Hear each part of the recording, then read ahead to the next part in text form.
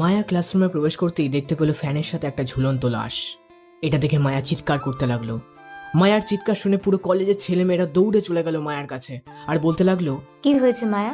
তুই হঠাৎ এইভাবে এত জোরে চিৎকার করে উঠলি কেন? আ- আ- আ- আশা, ক্লাসরুমে একটা ঝুলন্ত ছেলের লাশ। মায়ার কথা শুনে সবাই ক্লাসের ভিতরে তাকাতেই দেখতে পারে একটা না, তিনটে ফ্যানের সাথে লাশ ঝুলছে। এটা দেখে সবাই ভয় পেয়ে গেল। লাশগুলো শরীরে একটাও কাপড় নেই, পুরো শরীর থেকে চিরচির করে রক্ত পড়তেছে, পুরো সাঙ্গুটাও কেটে ফেলেছে। সবাই আর ওইখানে দাঁড়িয়ে না থেকে চলে গেল প্রিন্সিপাল স্যারের কেবিনের কাছে। স্যার, আমাদের ইন্টার ফার্স্ট ইয়ারের ক্লাসরুমে 3টা লাশ ঝুলন্ত অবস্থায় দেখতে পেয়েছি। এভাবে দিনের পর দিন যদি কলেজের প্রতিটা ক্লাসে লাশ পাওয়া যায় তাহলে আমরা এই কলেজ ছাড়তে বাধ্য হব। সবার পিছন থেকে একজন বলে উঠল, তোমরা এই কলেজ ছেড়ে কোথাও যাবে না, এই কলেজেই থাকবে, এই কলেজেই লেখাপড়া করবে। ভিপি স্যার, এইভাবে যদি প্রতিদিন একের পর এক লাশ পাওয়া যায়, কলেজে যদি আমরা ক্লাস করতে না পারি তাহলে আমরা পরীক্ষায় কি লিখব আপনি বলেন? কাল থেকে এই কলেজে একটাও লাশ পাওয়া যাবে না। ফার্স্ট ইয়ারের রুমের দরজায় লেখা ছিল যে ক্লাস আজকে খোলা যাবে না। তাহলে কে খুললো ক্লাসটা? বিপি স্যার, আমি খুলেছি। গতকালকে আমার পায়ের একটা নুপুর হয়তো এই ক্লাসেই পড়ে গিয়েছিল, তাই আমি আর ওইটা নিতে আসছিলাম। পরে দেখি এই অবস্থা। এই নাও তোমার নুপুর।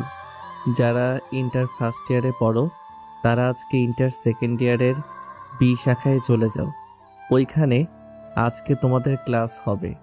সবাই আস্তে আস্তে চলে যেতে লাগলো। এইদিকে আমি চলে আসলাম প্রিন্সিপাল স্যারের কেবিনে। আমাকে দেখে প্রিন্সিপাল দাঁড়িয়ে গেল আর বলতে লাগলো, ভাই, আপনি এই চেয়ারে এসে বসেন, আমি ওই চেয়ারে এসে বসতেছি। আহ প্রিন্সিপাল স্যার, আপনি আপনার চেয়ারে বসেন না। এই কলেজে যাই হয়ে যাক না কেন, এই খবর যাতে বাহিরে না যায় এটা একটু খেয়াল রাখবেন। আমি আমার কাজ শেষ করে চলে যাব এই কলেজ থেকে। কিন্তু তুমি প্রতিদিন কাউকে না কাউকে খুন করেছো কেন মেঘ? ওরা তোমার কি ক্ষতি করেছে আমাকে কি একটু বলবে? পুরো ডিটেলসে বলতে হবে নাকি শর্টকাটে বলবো? তোমার যেভাবে ভালো লাগে ওভাবেই বলো। তাহলে শোনেন। 2 বছর আগে এই কলেজের ছাদ থেকে লাফ দিয়ে 1 সপ্তাহে 6 জনের মৃত্যু হয়েছে। এটা তো আপনার মনে আছে তাই না? এটা তো মনে আছে, কিন্তু পুলিশ তো বললো যে 6জন মেয়ে আত্মহত্যা করেছে। কেউ আত্মহত্যা করে নাই। এই দেখেন রিপোর্ট। ওই 6 জন মেয়েকে কিডন্যাপ করে নিয়ে তাদেরকে ধর্ষণ করেছে, পরে তাদেরকে ছেড়ে দিয়েছে। যখন ওরা জানতে পারে যে তাদের পেটে বাচ্চা এসেছে তখন তারা আর কোনো উপায় না পেয়ে আত্মহত্যা করে। আমি ওই 6 জন মেয়ের সঙ্গে যারা এমন করেছে তাদেরকে এমনভাবে শাস্তি দিব যাতে আর কোনো দিন দুনিয়ার আলোই না দেখতে পারে। তুমি যা ইচ্ছে করো, আমি তোমাকে বাধা দিব না, তবে একটু সতর্ক থাকবে যাতে এই কথাগুলো মিডিয়াতে না চলে যায়। মিডিয়াতে চলে গেলে বুঝতেই তো পারছো। আমি জানি স্যার, কিন্তু পুলিশ আমাদের কাছে কেন বলল এটা আত্মহত্যা? পোস্টমর্টেম করার পর তো রিপোর্ট এসেছিল, ওইগুলোতে তো স্পষ্টই লেখা ছিল যে আত্মহত্যা। পরে আমাকে একজন ডাক্তার বানিয়েছে যে এমন এমন হয়েছে, জানিয়েছে যে এমন এমন হয়েছে। এরপর আমি ওইখানে যাওয়ার পর এই রিপোর্টগুলা পাই। যারা যারা এমন করেছে তাদেরকে এমনভাবে শাস্তি দিবে মেঘ, আর যাতে অন্য কারোর সাথে এরকম করার আগে 7বার ভাবতে হয়। ইনশাল্লাহ স্যার।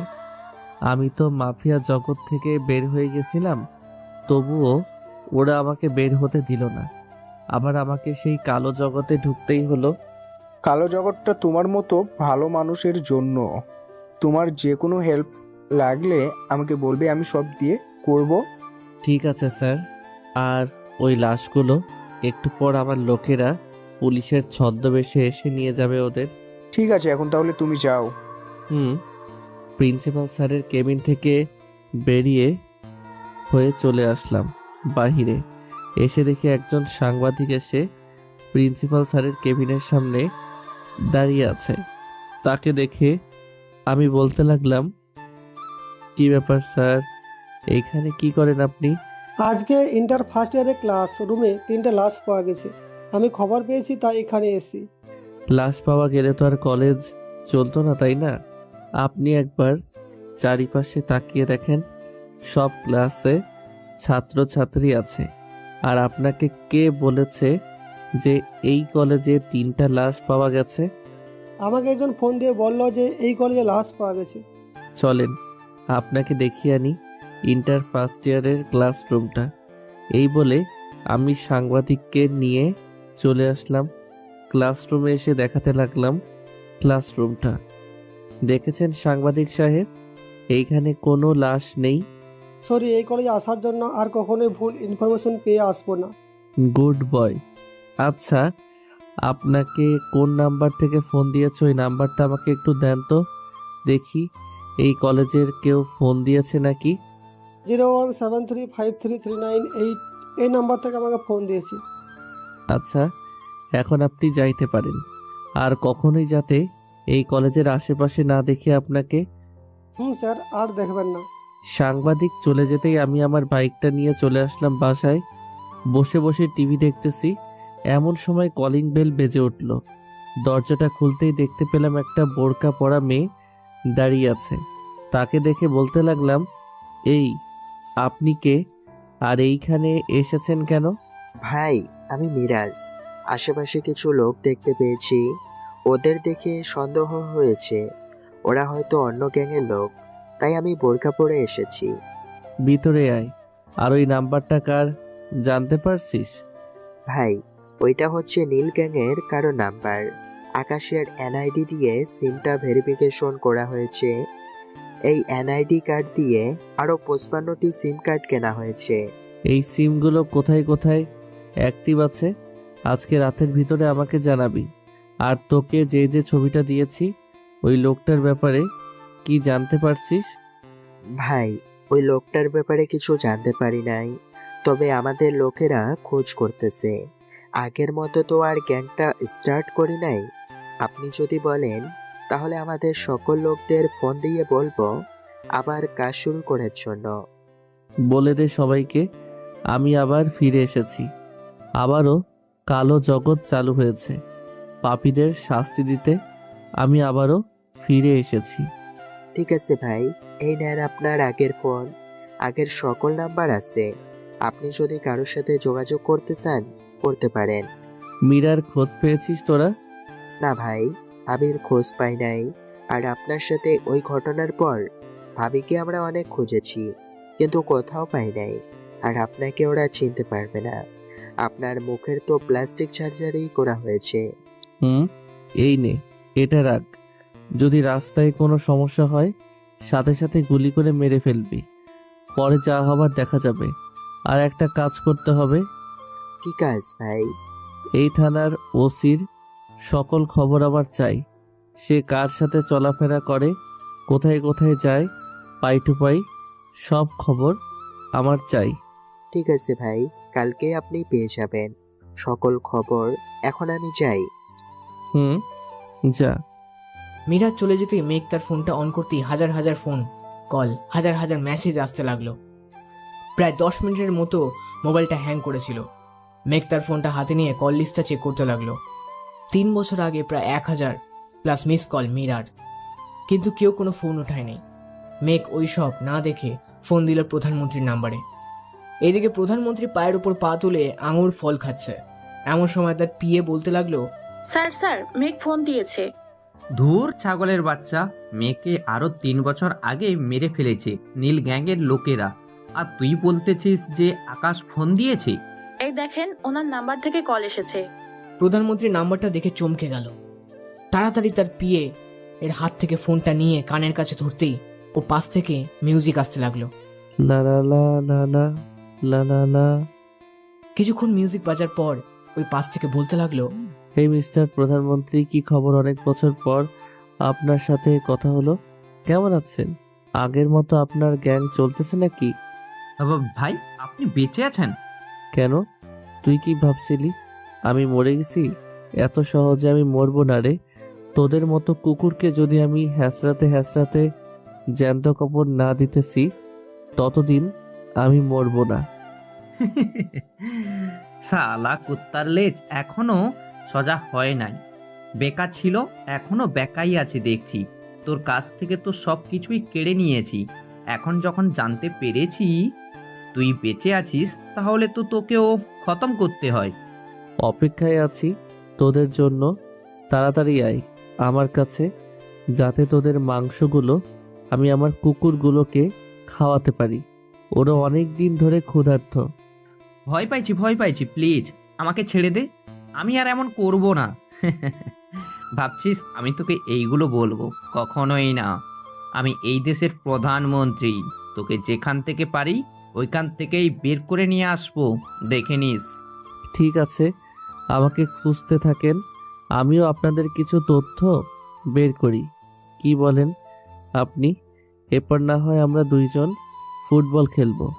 আপনি ফাঁকা মাঠে গোল তো একবার দিয়েছেন, এবার না হয় আমি আপনার সকল চেলাপেলার সাথে গেমটা খেলে এরপর গোল করব। রাখলাম এখন। মেঘ ফোনটা কেটে দিল।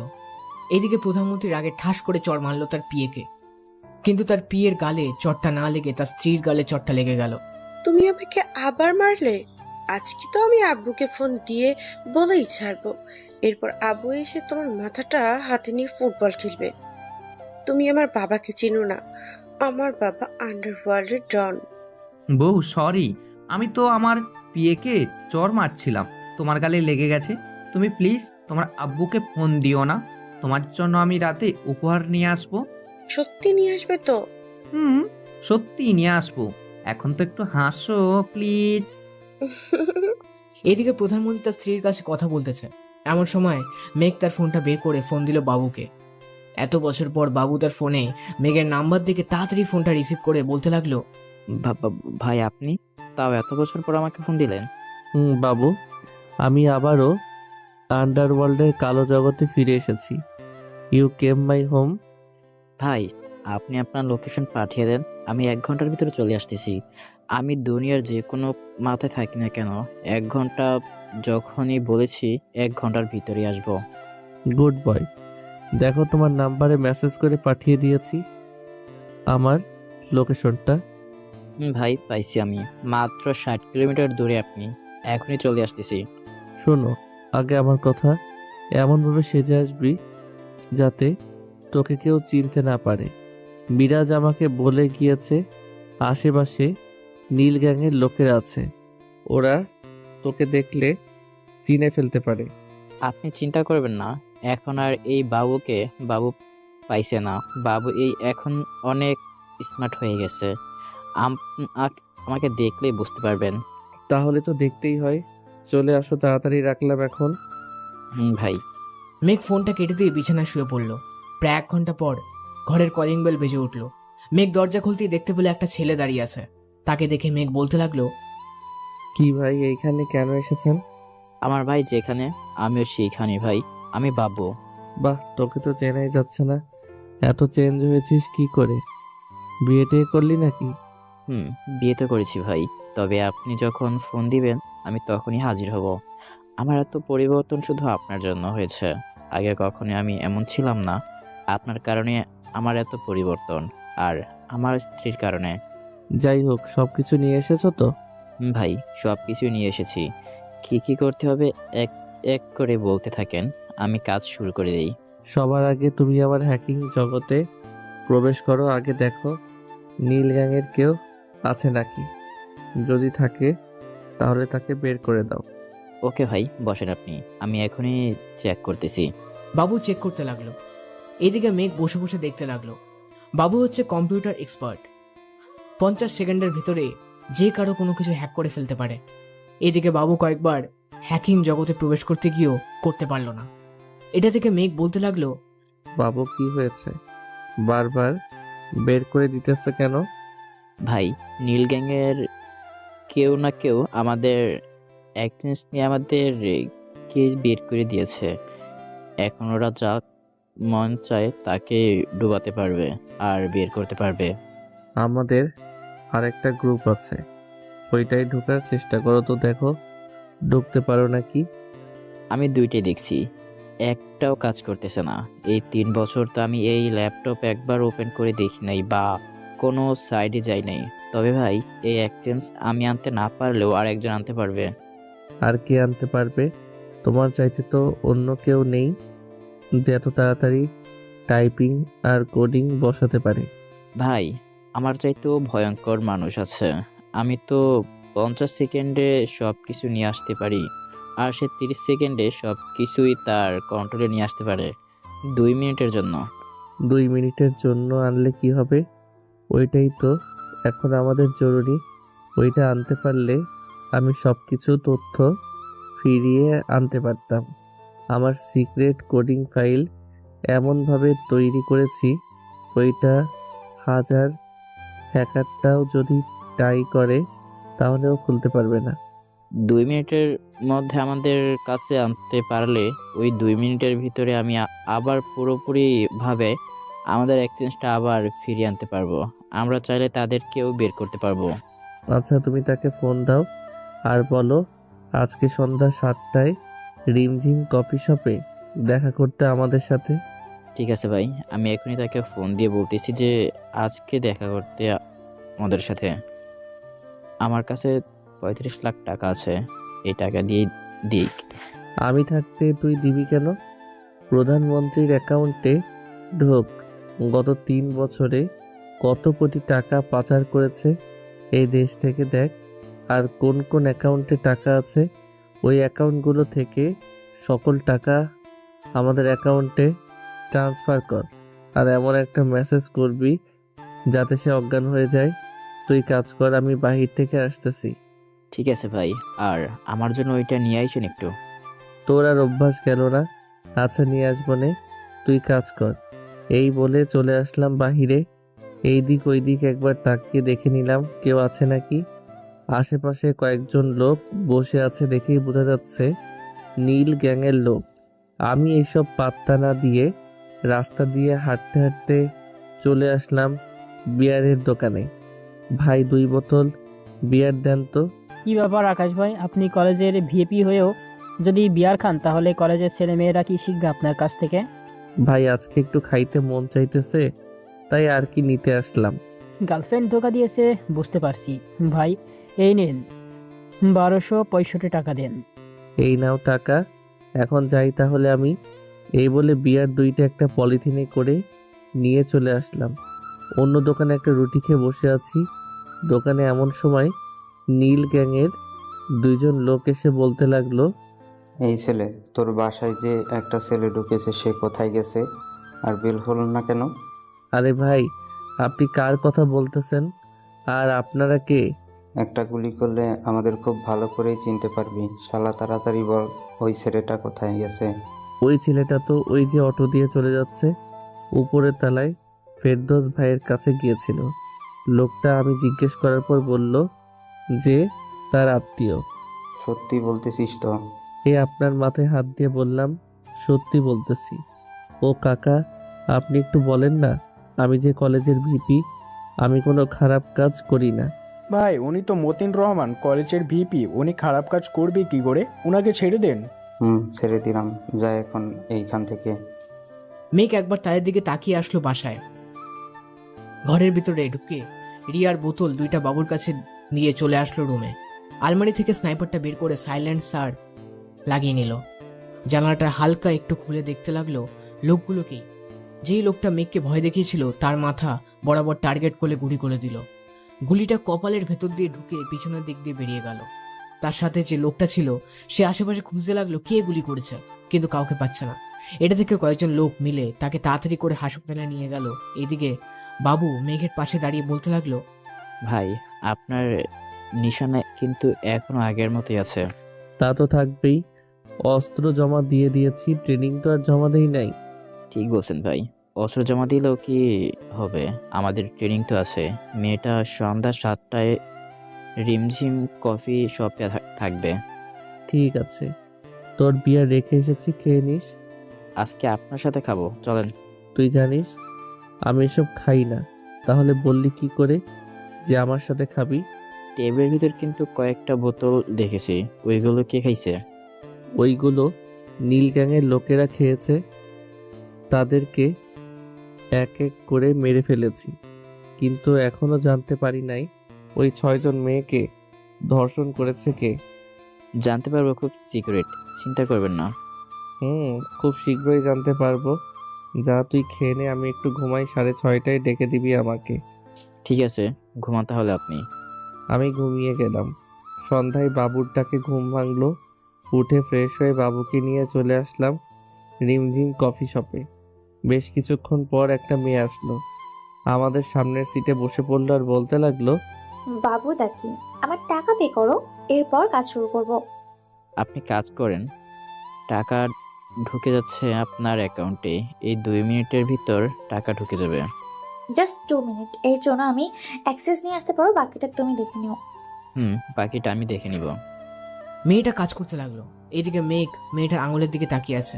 মেয়েটার আঙুলগুলো তার কাছে খুব পরিচিত মনে হচ্ছে, তাই মেঘ বলতে লাগলো, এই যে মিস, আপনার বাঁ হাতটা একটু উপরে উঠান তো। হু আর ইউ? বাবু এসব কি বলছে? এখন কিন্তু আমি কাজ না করেই চলে যাব। আমার কাজের সময় যদি কেউ আমাকে ডিস্টার্ব করে তাহলে কিন্তু আমাকে কাজে মন ঢুকে না। ভাই, আপনি একটু চুপচাপ বসেন। ঠিক আছে। মেয়েটা কাজ করতে লাগলো।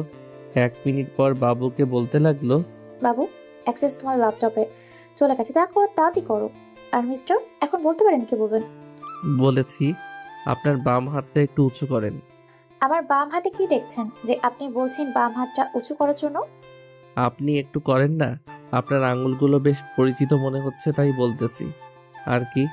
মেয়েটা হাত উঁচু করতেই মেঘ দেখতে পেল তার হাতে সেই চিহ্ন যা মীরার হাতে ছিল। এটা দেখে বলতে লাগলাম, আচ্ছা, আপনার হাতের এই নিশানটা কোথায় থেকে এসেছে? এটা আমার বয়ফ্রেন্ড করে দিয়েছে। বাবু তোমার কাজ শেষ হয়েছে? কাজ শেষ হয়েছে, এখন আপনি যেতে পারেন। কোনো প্রয়োজন হলে আবার আমাকে ডাকবে। ইনশাল্লাহ, আবার প্রয়োজন হলে ডাকবো। মেয়েটা চলে যেতেই মেঘ তার অ্যাকাউন্টটা লগ ইন করে নিল গ্যাংয়ের সকলের অ্যাকাউন্টে। এক একটা করে সিকিউরিটি দিয়ে রাখলো। ওরা যা করে সব মেঘ দেখতে পারবে। ভাই, কাজ শেষ, এখন তাহলে আমরা ঘরে যাই, চলেন। বাবু, মেয়েটা মীরা তাই না রে? কি বলতেছেন ভাই? মীরা ভাবিকে আমরা কোথায় খুঁজে পাই নাই। আর আপনি বলতেছেন এটা মীরা ভাবি? এটা মীরা ভাবি না, এটা কোহিনূর, আয়ু খানের একমাত্র মেয়ে কোহিনূর খান। ধরে নিলাম এটা কোহিনূর।